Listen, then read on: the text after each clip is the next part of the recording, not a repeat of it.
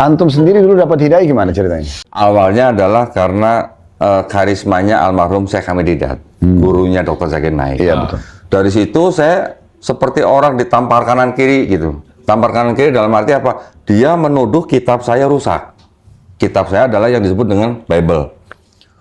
Ada kontradiksi, ada plagiarisme, ada ayat tidak asli gitu. Saya potong dulu. Jadi maksudnya tujuannya saya bertanya tadi itu, mungkin ada teman-teman kita non-muslim yang ngikutin dan dia mungkin pengalamannya sama gitu. Cuman dia belum tahu arahnya kemana. Ya. Nah mungkin jadi bisa penyebab hidayah Iya, iya. gitu. Kalau saya masuk Islamnya bukan karena mimpi ngeliat ini enggak. Ya. Semuanya boleh dikatakan ilmiah, Ustaz. Kenapa? Karena awalnya saya merasa panas hati saya ketika kitab saya dituduh rusak oleh almarhum Syekh Hamid Didat.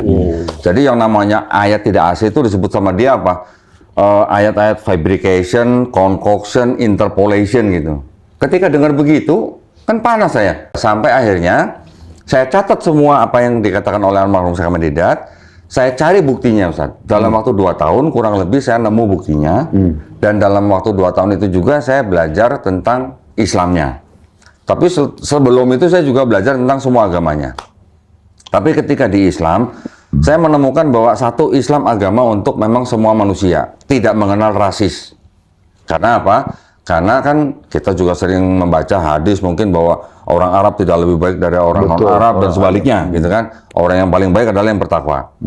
Jadi ketika saya juga membaca di Quran banyak ayat-ayat yang ternyata banyak hubungannya dengan sains dan sudah dibenarkan oleh sains zaman sekarang. Itu saya dapat ilmu itu dari Dr. Zakir Naik.